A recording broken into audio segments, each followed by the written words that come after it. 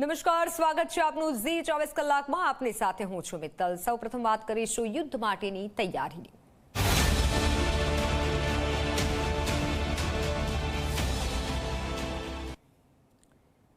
ભારત પાકિસ્તાન તંગદિલી વચ્ચે આજના સૌથી મોટા સમાચાર સામે આવ્યા છે. આવતીકાલે ગુજરાતના 15 જિલ્લાઓમાં મોક ડ્રીલ થશે. કેન્દ્રીય ગૃહ મંત્રાલયે અનેક રાજ્યોમાં મોક ડ્રીલના આદેશ આપ્યા છે.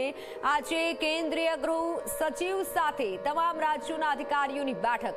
ગાંધીનગરથી મુખ્ય સચિવ સહિતના અધિકારીઓ આ બેઠકમાં જોડાયા છે. Civil defence DG Manoj Agrawal પણ બેઠકમાં હાજર છે. કેન્દ્ર સરકારનો અનેક રાજ્યોમાં સાયરન લગાવવાનો આદેશ છે. શાળા કોલેજોમાં હુમલાની સ્થિતિમાં બચાવવાની ટ્રેનિંગનો આદેશ છે.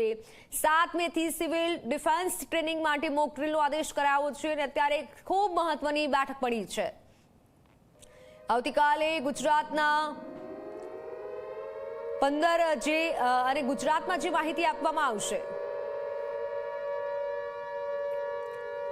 મારી સાથે સંવાદદાતા હિતલ જોડાઈ ચૂક્યા છે. હિતલ, આવતીકાલે એટલે કે 7 મે મોક ડ્રીલનો જે આદેશ કરવામાં આવ્યો છે તેમાં કઈ કઈ બાબતો શીખવાડવામાં આવશે, કઈ રીતે, અને આજે જે બેઠક છે થઈ રહી છે તેમાં કયા મુદ્દે સૌથી મહત્વની ચર્ચા થઈ રહી છે?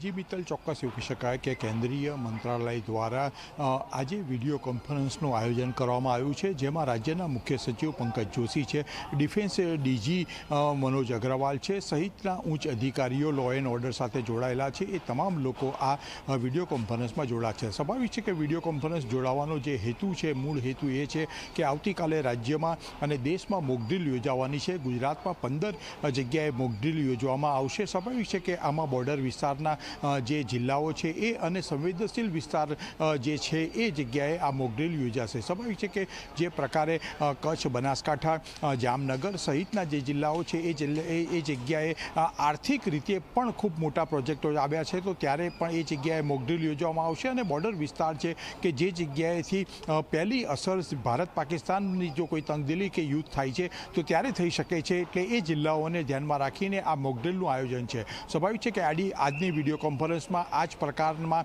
કઈ બાબતોનું ધ્યાન રાખવામાં આવશે એનું માર્ગદર્શન કેન્દ્રીય ગૃહ મંત્રાલય દ્વારા આપવામાં આવશે. આ ઉપરાંત સીધી રીતે જોવા જઈએ તો કોઈ પણ અસાધારણ સંજોગો નિર્માણ થાય ત્યારે કયા પ્રકારના તાલીમબદ્ધ લોકો હોવા જોઈએ અને એને કેવી રીતે તાલીમ આપી એનો એક્શન પ્લાન પણ કેન્દ્રીય ગૃહ મંત્રાલય દ્વારા દરેક રાજ્યોને આપવામાં આવશે અને એ પ્લાન ઉપર રાજ્ય દ્વારા અમલીકરણ કરવાનું રહેશે.